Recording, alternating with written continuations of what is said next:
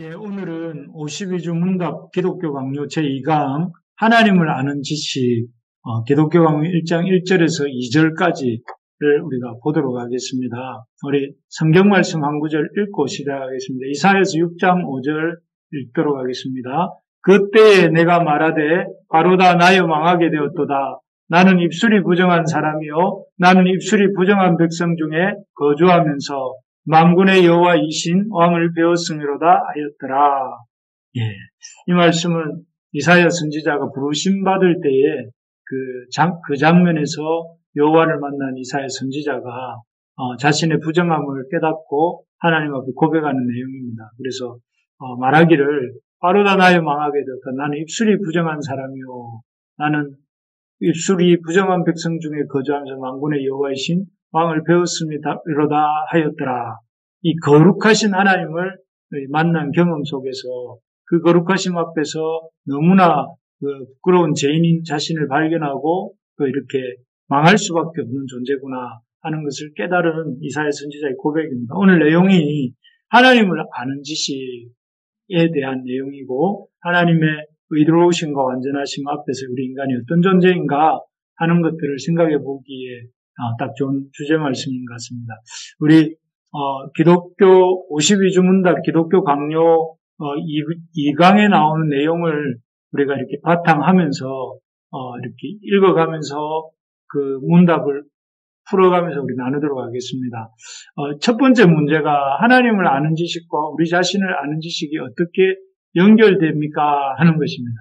그래서 우리 하나님을 아는 지식, 우리 자신을 아는 지식 이 두 가지가 있는데요. 여기 보면 이 기독교 강요의 서문입니다. 이게 그 책의 첫 줄이 이렇게 시작됩니다. 우리가 가지고 있는 거의 모든 지혜, 곧 참되며 견전한 지혜는 두 부분으로 되어 있다. 하나는 하나님에 관한 지식이요, 다른 하나는 우리 자신에 관한 지식이다. 이렇게 되어 있습니다. 여기에 보시면 우리가 가지고 있는 거의 모든 지혜, 참되며 건전한 지혜는 두 부분으로 되어 있다. 하나는 하나님에 관한 지식과 또 하나는 우리 자신에 관한 지식으로 되어 있다 하는 겁니다. 그래서 이 지식이라는 것은 크게 이 두 지식에서 벗어나는 지식은 없다 하는 것이죠. 마치 그 새가 양날개로 나는 것처럼 만약에 우리가 이 구절대로 하자면 우리 자신을 알고자 한다면 하나님을 알아야 되고 또 하나님을 알고자 한다면 우리 자신 즉 인간에 대해서 알아야 된다 하는 것입니다. 그래서 우리가 어떤 우리 자신에 대해서 우리 인생에 대해서 알기를 원하고 우리가 인생 살아가는 것과 이런 것들을 알고 싶다면 그것을 우리 자신에 대해서는 파고들어서 알 수가 없고 그것을 알고자 한다면 하나님에 대한 지식을 알아갈 때 내가 내 자신에 대해서 알 수가 있고 또 내 자신을 알아갈 때 또 하나님에 대해서 알게 된다 하는 것입니다. 그래서 이 사실 하나님을 아는 지식과 자신을 아는 지식이 연결되어 있다 하는 것을 아는 것이 아주 중요합니다. 하나님은 아는 지식과 우리 자신을 아는 지식은 그 어느 한쪽도 이렇게 없어서는 안 되는 것입니다. 하나님을 아는 지식과 우리 자신을 아는 지식은 이렇게 하나만 알아서 알 수가 없는 것입니다. 만약에 우리가 인생에 대해서 알기를 원한다. 나라 인생은 어디서 와서 어디로 가는가? 나는 무엇을 위해 살아야 되는가? 하는 것들을 알고자 하는 사람이 있다면 그는 그 인생에 대해서 알기 위해서는 하나님에 대해서 알 때에 비로소 자기 인생이 어떤 존재인지 어떻게 살아야 되는지를 알 수 있다 하는 것이죠. 그래서 나는 누구인가를 알고자 하는 사람은 먼저 하나님을 바라보는 것이 필요하다. 그래서 그렇게 우리 그 사람이 하나님을 알게 될 때에 그는 자신에 대해서도 알게 되고 또 그래서 그렇게 하나님을 알아가게 될 때에 자기 자신을 알 뿐만 아니라 더 깊은 하나님에 대한 지식으로 살아간다 하는 것이죠. 그래서 기독교 강요를 통해서 우리가 이 하나님에 대해 또 인간에 대한 이런 말씀들을 공부하는 것은 어떤 의미에서는 참 복된 시간입니다. 왜냐하면은 이런 참 하나님에 대해서 배우고 또 자기 자신에 대해서 배움을 통해서 우리가 우리 자신을 알아갈 뿐만 아니라 또 하나님을 아는 지식에 자라갈 수 있기 때문에 결국 이런 것들을 통해서 우리의 인생이 더 풍요롭게 될 수 있기 때문에 그렇죠. 그래서 우리가 아울러서 기억해야 될 것은 뭐냐면은 우리는 우리 자신이 범죄함으로 말미암아 얼마나 비참하고 무지하고 허무하고 타락하고 부패한 존재인지를 깨달아야 한다는 것입니다. 우리가 하나님을 아는 지식에 도달하고자 하는 자는 자신에 대한 지식을 알아가야 됩니다. 자신에 대한 지식과 하나님에 대한 지식은 연결이 되어 있다고 방금 말씀드렸고 하나님에 대한 지식과 자신에 대한 지식이 연결되어 있기 때문에 우리가 하나님을 알아갈 때 내 자신에 대해서 알 수가 있는데 그런 나 자신에 대해서 알고자 할 때 우리가 염두에 둬야 될 것이 무엇이냐면 우리라는 존재가 이 하나님이 원래 지었던 모습에서 범죄함으로 말미암아 아주 비참한 상태에 있는 존재라는 것을 알아야 된다, 염두에 둬야 된다 하는 것입니다. 그래서 이 비참한 상태에 있다는 것을 깨달을 때 우리가 아주 무지하고 또 타락하고 부패한 존재라는 것을 깨달을 때 우리는 하나님의 그 선하심과 온전하심과 풍성하심에 대한 갈망을 하게 되고 또 그렇게 하나님께 나아갈 수 있다는 것입니다. 그래서 하나님께서는 때로 이렇게 우리가 그런 하나님의 풍성하심과 선하심과 온전하심을 알도록 하기 위해서 때로는 우리를 이 어려움, 영적 가난이나 영적인 비참함을 경험하도록 하십니다. 그래서 그런 것들을 통해서 우리가 우리의 어떤 생각으로는 이해할 수 없는 또 그런 상황들에 대해서 이렇게 그런 경험들을 함으로 하나님 앞에 이렇게 나오도록 하는 것이죠. 자, 그런 것들을 염두에 두면서 두 번째 질문이 그렇습니다. 여러분 그 책에 있는 내용을 기반으로 하고 제가 좀 이렇게 보충할 건 보충하고 하면서 설명합니다. 이번 질문은 우리는 하나님을 알기 전까지 결코 자신을 알 수 없다. 그 이유는 무엇인가? 여러분 하나님을 아는 지식은 자기를 아는 지식과 연결되어 있다 하는 것이 1번의 내용이었다면 두 번째는 그러면 우리는 하나님을 알기 전까지 결코 자신을 알 수 없다. 그 이유가 무엇인가? 왜 이 두 지식이 연동되는가? 하는 것이 질문입니다. 질문이고 또 기독교 강요 1.1.12에 나오는 내용이죠. 우리가 맑고 깨끗한 거울을 보면 어떻습니까? 그 거울을 통해서 우리 자신의 모습을 보게 되지 않습니까? 그래서 우리가 이렇게 우리 자신을 단장할 때에 거울을 통해서 우리의 모습을 파악하고 또 이렇게 어떤 부분들에 대해서 이렇게 손질을 하죠. 마찬가지로 우리 자신이 이 영적 상태에 대해서 온전히 보려면 어떻게 해야 될까요? 우리가 삐뚤어져 있거나, 어떻게 잘못되어 있는지를 보려면 이렇게 온전한 기준에 비추어 볼 때 우리 현재 상태가 어떤 상태인지를 알 수가 있습니다. 만약에 기준이 삐뚤어졌거나 왜곡된 기준이라면 그런 삐뚤어지고 왜곡된 기준에 우리 자신을 비춰본다면 우리 자신의 상태가 삐뚤어졌는지 바른지 어떤지를 알 수가 없습니다. 그러나 삐뚤어지지 않고 온전한 기준에 이렇게 비추어 볼 때 우리가 알 수가 있죠. 그러니까 맑고 깨끗한 거울을 봐야 육신의 얼굴을 볼 수 있듯이 우리의 영적 상태에 대해서도 이렇게 온전하고 왜곡되지 않은 상태에 있는 기준에 우리를 비추어 볼 때 우리가 알 수 있는데 그런 기준이 어디에 있습니까? 이렇게 우리의 상태를 온전히 비춰줄 수 있는 온전한 기준을 우리가 어디에서 발견할 수 있는가 하면은 그것은 바로 완전하시고 의로우신 하나님을 통해서 그러한 기준을 찾을 수 있습니다. 하나님은 완전하시고 의로우시기 때문에 그래서 우리의 상태를 있는 그대로 비춰주십니다. 어떤 삐뚤어지거나 왜곡되신 분이 아니시기 때문에 우리가 하나님이라고 하는 분 앞에 설 때에 우리 그 하나님의 완전하심과 의로우심 앞에서 우리의 상태가 어떤 상태인지를 이렇게 보게 되는 것이죠. 그래서 우리가 하나님 앞에 설 때에만 우리 자신이 어떤 상태인지를 알 수가 있습니다. 그래서 참 왜냐하면 이 인간이라는 존재는 사실 다른 사람들을 통해서 또는 나 자신을 통해서 내 자신이 누구인지를 알 수가 없습니다. 왜냐하면 인간은 태어날 때부터 약간 교만이라는 색안경을 끼고 태어난다 이렇게 적었습니다. 교만이라는 것은 무엇이냐면은 다르게 말하면 자기중심성입니다. 그래서 항상 자신은 괜찮은 존재로 여기고 또 다른 사람들은 약간 문제가 있는 존재로 여기는 마음이 교만한 마음이고 또 그게 자기중심적인 마음 아니겠습니까? 그런 것처럼 늘 그래서 이 사람이라는 존재는 살면서 항상 자신은 좀 괜찮은 존재로 생각합니다. 그러면서 자기 주변에 있는 사람들과 비교하면서 자신이 약간 더 우월하다고 느끼면서 즐거워하고 사는 존재가 인간이죠. 그런데 이런 인간의 그 어떤 자기중심성에서 나오는 교만이라는 것은 상대적인 의지요. 뭐 내가 누구보다 조금 낫다 한다 할 때 그 낫다 함은 다른 그 자기보다 상태가 좋지 않은 사람들보다 비교했을 때 조금 나음인데 이것은 마치 맨날 검은색만 보던 사람이 조금 희끄무레한 색을 보면 와, 저 색깔은 하얗다고 느끼는 것처럼 이 어떤 우월감이라는 것은 자기가 나는 괜찮은 사람이라고 생각하는 그런 생각이라는 것은 아주 이렇게 그 상대적인 의라는 거죠. 상대적인 의고 절대적인 의가 아닌 것입니다.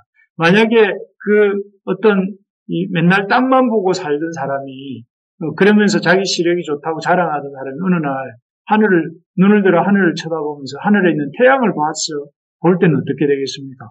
아마 그 땅만 쳐다보던 눈이 너무 강렬한 빛에 아주 그 시력을 거의 발휘하지 못하고 앞이 캄캄해지겠죠.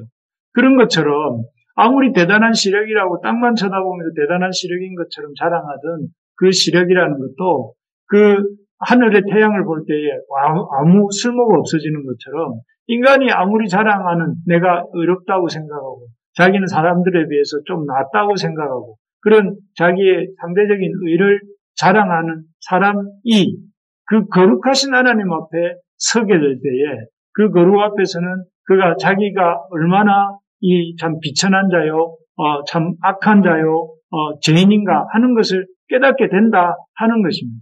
그래서 사람은 이렇게 이 타고난 자기중심성이 있기 때문에 그 자기중심성의 색안경으로부터 벗어나서 자기를 온전히 보려면 거룩하신 하나님 앞에 서야 되고 또 그 거룩하신 하나님이야말로 완전한 의로운 기준이 되시기 때문에 그 하나님 앞에 서야만 우리가 우리의 상태가 어떠한 상태인지 알게 된다 하는 것입니다.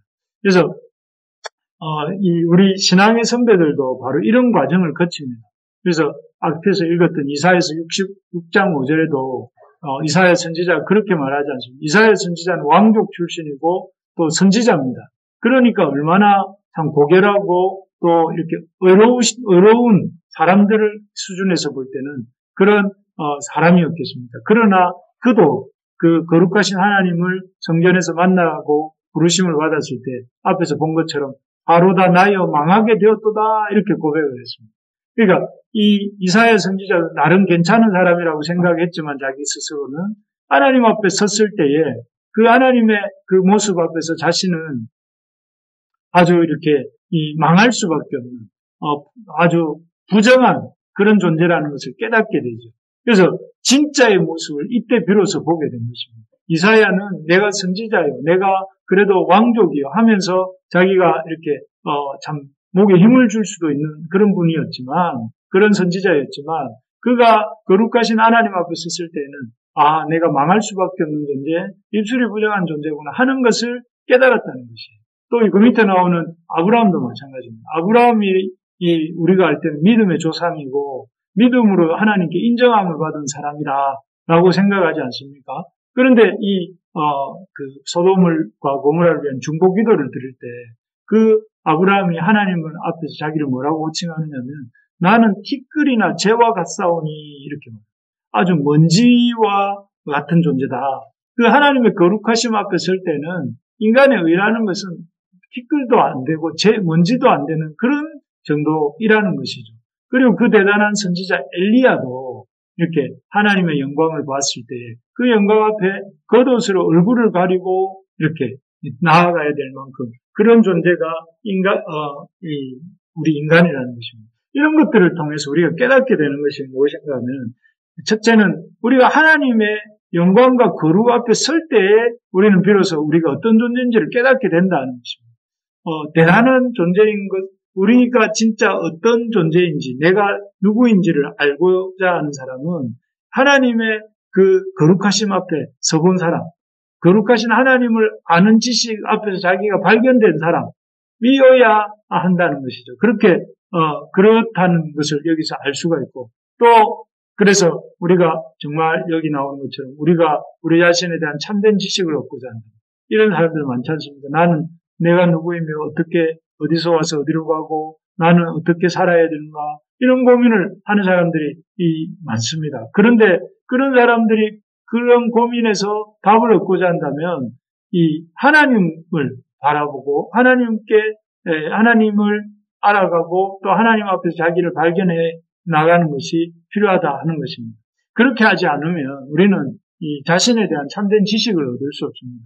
우리가 그래서 그 유명한 어떤 참 불교의 지도자도 그렇게 수행을 오래 하고 난 뒤에도 나는 자기가 누구인지 모르겠다 하면서 자기는 이제 지옥으로 간다 하고 이렇게 공개적으로 언급하고 그렇게 마무리를 하지 않았습니다. 그런 것처럼 우리 자신은 우리 자신의 수행을 통해서 우리 자신에 대해서 알 수가 없고, 우리 자신이 누군가의 말을 통해서 내 자신이 누구인지를 알 수 없고, 우리가 우리 자신을 알 수 있는 길은 하나님을, 거룩하신 하나님 앞에 우리 자신이 세워질 때, 그리고 그 거룩하신 하나님 앞에서 우리 자신을 이렇게 발견할 때 내가 누구인지를 알게 된다 하는 것이죠. 그래서 우리가 참 하나님을 아는 지식은 선택적인 문제가 아닙니다. 왜냐하면 하나님을 알아야만 비로소 내 안의 존재를 제대로 알 수 있기 때문이죠. 예. 그래서 이 하나님을 아는 지식은 무엇을 포함하는가, 이게 세 번째 질문입니다. 그래서 그러면 우리가 이 하나님을 아는 지식에 대해서 좀 설명을 듣지 않았습니까? 여기 하나님을 아는 지식과 우리 자신을 아는 지식은 첫 번째가 연결되어 있다 하는 것이고, 두 번째는 하나님을 알기 전에는 결코 우리 자신을 알 수 없다 하는 것입니다. 하나님을 알기 전까지는 우리를 알 수 없는데, 그러면 하나님을 아는 지식은 구체적으로 어떤 것인가? 이게 이제 세 번째 질문입니다. 그럼 하나님을 안다는 것은 어떤 것을 의미하는가 하면요, 하나님을 아는 지식이라는 것은 그야말로 지식적으로 하나님을 아는 것이 아니다 하는 것입니다.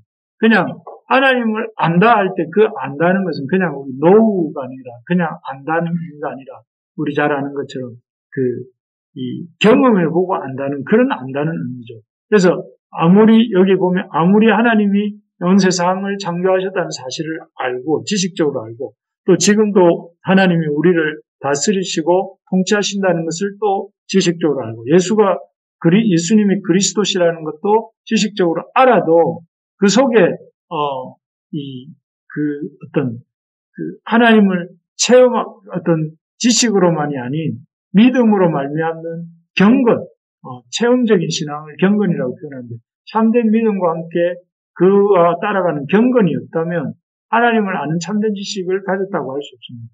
경건이라는 것은 무엇이냐면은 하나님이 살아계심을 인정하고 그 살아계신 하나님 앞에서 하나님을 의식하면서 삶을 거룩하게 살아나가는 것이 이렇게 경건이지 않습니까?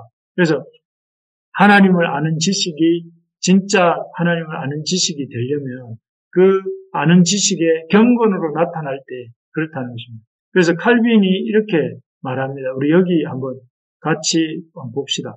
여기 참된 경건이라는 이 부분부터 여기까지를 우리 한번 읽어볼까요? 시작. 참된 경건이 없는 곳에는 참된 종교도 없고, 참된 종교가 없는 곳에는 하나님에 대한 참된 지식도 없습니다. 다시 말해서 참된 경건은 참된 종교를 낳고, 참된 종교는 하나님을 아는 참된 지식을 낳습니다. 여기 보시면 참된 경건이 없는 곳에는 참된 종교도 없고, 참된 종교가 없는 곳에는 하나님에 대한 참된 지식도 없습니다. 그러니까 다시 말하면 참된 경건이 있어야 참된 종교가 있고 참된 종교가 있어야 하나님을 아는 참된 지식이 생긴다는 거죠.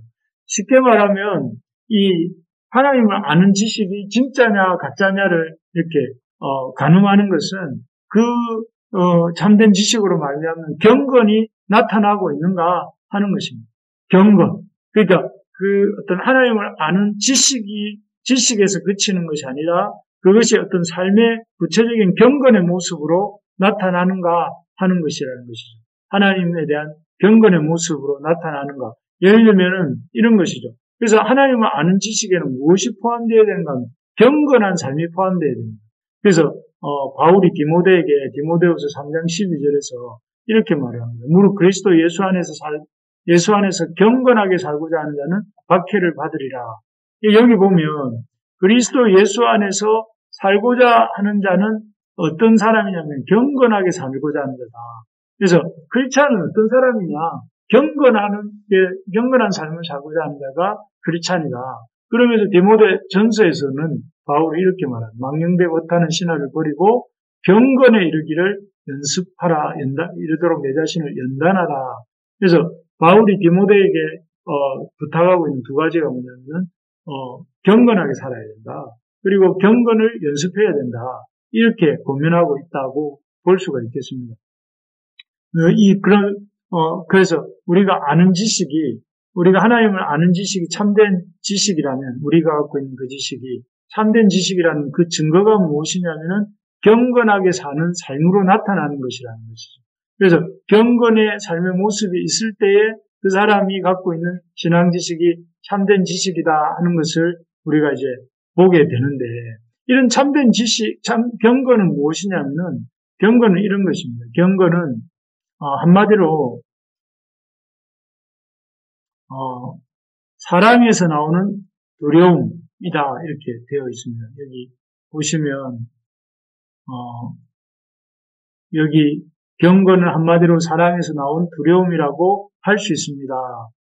흔히 경건하면은 우리 경건한 얼굴, 경건한 어떤 옷차림, 경건한 분위기 이런 걸 생각하는데 그런 것들은 아주 그야말로 이렇게 표피적인 것이고, 실제 경건이라는 것은 이 사랑에서 나오는 두려움이다 이렇게 볼 수 있습니다. 이 사랑에서 나온 두려움이라는 것은 무엇이냐면은 이런 두려움과는 구별이 됩니다. 이런 두려움은 뭐냐면 야고보서 2장 19절에 보면 너희가 하나님이 한 분이신 줄을 믿느냐? 잘하는도다. 귀신들도 믿고 떠느니라 이랬는데, 귀신들도 하나님이 한 분이신 줄 알고 두려워서 뜬다고 해요. 그런데 그 귀신들이 하나님을 두려워하는 두려움은 어떤 두려움입니까? 심판에 대한 두려움이죠.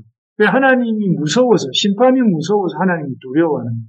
그런데 여기서 말하는 경건은 사랑에서 나온 두려움이라고 했는데, 이 두려움은 그런 심판받을 것 같은 두려움에서 나오는 그런 어떤 것이 아니라는 거죠. 그런 두려움이 아니라 사랑에서, 이 사랑이라는 무엇을 말합니까? 우리 주님이 우리를 대신하여서 죽으시고 또 우리를 사랑하셔서 그 자신을 내어주시기까지 하신 그 하나님의 사랑에 감동해서, 그 사랑에 감사하고 감격해서, 그리고 그런 감사와 감격에서 주님을 사랑하게 된 그 사랑에서 나온 두려움. 그러니까 이 두려움은 그냥 심판에 대한 두려움이 아니라 주님의 은혜에 감사하고 감격해서 그 은혜에 보답하는 마음으로 주님을 사랑하는 어떤 그런 마음에서 나오는 두려움이다. 이렇게 말씀할 수 있습니다. 그래서 이 사랑과 은혜에 감사하고 또 그 감사에서 나오는 두려움으로 우리가 사는 모습이 바로 경건이다 하는 것이죠. 그래서 이 책의 표현을 빌자면 여기 이렇게 되어 있습니다. 하나님의 은혜로 용서받은 사람이 하나님을 사랑하는 가운데 그분을 공경하는 것이 사랑에서 나오는 두려움이라는 거예요. 그러니까 하나님의 은혜로 용서받은 사람, 하나님의 그 용서해 주시는 그 은혜를 우리가 기억할 때에 그것으로 인해서 감사하고 감격하면서 하나님을 사랑하는 그런 마음에서 나오는 공경의 마음이 이 사랑에서 나오는 두려움이란 말이고 경건이란 말입니다. 그래서 바울도 빌립보서 2장 12절에서 이렇게 교인들에게 권면합니다. 두렵고 떨리는 마음으로 너희 구원을 이루라. 이렇게 말해요. 여기서 이 두렵고 떨리는 마음이라는 것이 심판에 대한 두려움이 아니라 하나님이 우리에게 베풀어 주신 그 크신 사랑을 생각해 볼 때에, 그 크신 사랑에 대한 기쁨과 감사를 생각해 볼 때 하면서 우리가 더 이상 참 이렇게 어떤 세상의 것에 마음을 주지 않고 주님이 주신 그 놀라운 사랑에 대해서 반응하면서 두렵고 떨리는 마음으로 그 사랑에서 나오는 두렵고 떨리는 마음, 내가 주님 외에 다른 걸 사랑하면 안 되지. 내가 주님의 그 사랑에 반응하면서 살아야지. 그 주님의 사랑에 감사하며 살아야지. 그 주님의 사랑을 기뻐하며 살아야지. 하면서 그 주님의 사랑에 초점 맞추고 그 주님의 사랑에 나도 사랑으로 호응하려고 하면서 그 사랑을 이루어가기 위한 두렵고 떨리는 마음으로 우리가 살아가는 것. 이게 경건이라는 것이죠. 경건의 근본적인 바탕에 있는 감정은 바로 사랑입니다. 사랑. 하나님에 대한 사랑의 마음을 때문에 거룩하게 사는, 세상과 구별되어서 세상에서 이렇게 이 세상의 풍조에 따라가지 아니하고 주님의 그 주시는 어떤 사랑에 감동하고 감격해서 주님을 사랑하는 어떤 삶을 살고자 애쓰는 마음이 이 경건이라는 것입니다. 그래서 그런 의미에서 우리가 매일매일 두렵고 떨리는 마음을 가지고 바울이 빌립보 교회 성도들에게 말한 것처럼 경건에 이르기 위해서 경건을 연습하는 우리 모두가 되기를 바랍니다. 분명히 바울 사도도 그렇게 명하지 않습니까? 이게 경건에 이르기를 연습하라. 여기 분명히 이렇게 말하고 있습니다. 디모데후서 진전서 4장 7절에 보면 경건에 이르도록 내 자신을 연단하라. 주님을 사랑하여서 주님을 참 그 사랑에 합당한 삶을 살지 못할까 두려워하면서 하나님의 그 사랑에 합당한 삶을 살기 위해서 우리 자신을 경건하게 드리고자 연단하고 또 경건하게 살고자 힘쓰고 또 어려움이 있다면 그 어려움도 감수하라고 이렇게 앞에서 말하지 않았습니까? 그런 것처럼 우리가 그런 경건에 이르기를 연습하는 우리가 되기를 소망합니다. 그래서 우리가 말씀을 지식적으로만 알고 거기에 만족하면 안 됩니다. 하나님 말씀을 지식적으로 알고 거기에 그치면 안 돼요. 그리고 하나님 앞에 그냥 교회당을 왔다 갔다 하는 것을 가지고 그것에서 만족하면 안 됩니다. 하나님으로부터 하나님의 말씀을 통해서 하나님에 대해서 알게 되었다면 그 하나님을 알게 된 것을 가지고 하나님을 이렇게 높이고 또 하나님을 예배하고 또 하나님을 예배하는 가운데 그냥 넘어가는 것이 하나님께 감사하고 또 우리 자신을 그 하나님의 말씀 앞에 쳐서 복종하고 그래서 온전히 우리가 교회를 참 이렇게 주님의 말씀에 우리의 마음을 다하고 뜻을 다하고 힘을 다하고 성품을 다해서 전심으로 하나님을 사랑하는 것, 그게 경건입니다. 그래서 경건은 우리가 하나님이 주신 구원의 은혜에 감사하고 감격함으로 우리의 마음과 뜻과 힘과 성품을 다해서 전심으로 하나님을 사랑하는 게 경건이고 그런 의미에서 우리가 하나님 말씀을 머리로만 배우는 것이 아니라 우리의 온 삶을 들여서 이렇게 그 말씀을 살아내는 것이 경건이라는 것입니다. 그래서 그런 의미에서 이런 경건의 이런 열심히 우리 부르심의 교회 안에 모든 성도들 가운데 이런 경건이 회복되기를 간절히 소망합니다. 그래서 참 경건한 사람들이다. 저 사람들은 이런 여기서 경건하다는 게 제가 옷차림이나 옷차림도 중요합니다. 그 옷차림이나 어떤 예배에 어떤 참석하는 그런 것만을 가리키는 거예요. 그 속에 담겨 있는 그 마음의 태도 이런 걸 더 강조하고 있습니다. 물론 외형적인 것도 중요합니다만은 그 본질 속이 더 중요하다 하는 것이죠. 그래서 경건에 이르기를 연습하는 것이 중요한데 그래서 하나님을 아는 지식으로 인한 경건과 신앙은 어떤 관계에 있는가라고 되어 있습니다. 그래서 우리가 오늘 이렇게 하나님을 아는 지식으로 인한 그런 경건의 모습을 갖게 될 때에 그런 경건을 그럼 구체적으로 어떻게 연습할 수 있는가? 첫째, 이렇게 되어 있습니다. 하나님을 항상 우리 자신과 관계시켜 생각하는 것입니다. 그래서 하나님에 대해서 성경 공부를 할 때도 그렇고 예배할 때도 그렇고 탁상 공론하듯이 하지 않는 것입니다. 하나님에 대해서 말하자. 마치 무슨 학문적 이론을 다루듯이 또 아니면은 마치 강 건너 불구경하듯이 나하고는 상관없는 것처럼 얘기하는 것이 아니라 하나님의 말씀을 들을 때에, 묵상할 때 그것을 나에게 주시는 말씀으로 듣고 그것을 통해서 그 하나님의 말씀을 나에게 주시는 말씀으로 들으면서 그것에 기초해서 나의 생각을 바꾸고 내 생각하는 태도를 바꾸고 습관을 바꾸고 삶의 방식을 바꾸고 성품을 바꾸고 인생을 바꾸는 것이 그것이 참된 경건입니다. 그러니까 참된 경건의 신앙이라는 것은 다른 것이 아니라 하나님이 주시는 말씀을 하나님에 대해서 우리에게 알려주시는 하나님에 대한 지식들을 나 자신과 관계시켜서 생각하는 것이 경건입니다. 그래서 거룩한 두려움이죠. 그러니까 사랑에서 나오는 거룩한 두려움. 하나님의 말씀을 받을 때에 나에게 주시는 말씀으로 받고 그 말씀 앞에서 나 자신을 이렇게 비추어 보면서 나 자신의 생각과 또 습관과 생활 방식과 성품과 이런 인생의 방향을 바꾸어가는 이게 어떤 경건의 신앙의 모습입니다. 두 번째로 보면 이 경건이라는 것은 무엇이냐면 하나님을 전적으로 믿는 것입니다. 그래서 우리 이 하나님을 아는 지식으로 인한 경건이라는 것은 하나님은 이렇게 하나님에 대해서 로마서 11장 36절에서 그런 말씀이죠. 모든 것이 주께로부터 왔고 주로 말미암고 주께로 간다. 이런 말씀이 있는데 그 말씀처럼 여기도 적혀있죠. 모든 것이 하나님께로부터 와서 하나님으로 말미암고 하나님께로 돌아간다는 사실을 믿는 것입니다. 모든 것이 하나님께로부터 나오고 또 모든 것이 하나님으로부터 이렇게 유지되고 또 그리고 마침내 하나님께로서 완성이 될 것이다.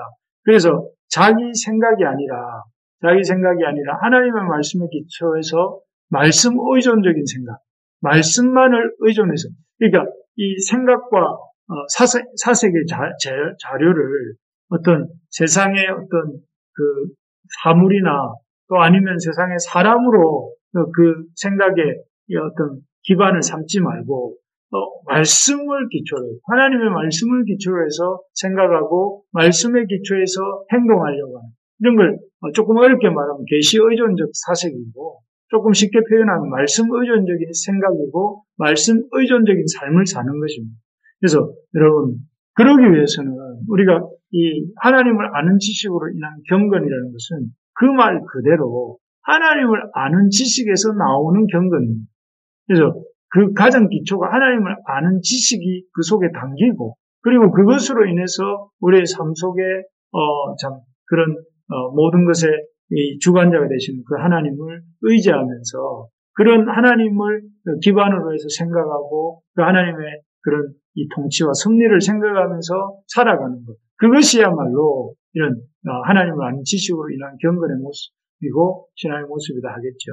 세 번째로는 이런 하나님을 아는 지식으로 인한 경건과 신앙은 셋째가 복의 근원이 하나님이라고 믿는 것입니다. 복의 근원이.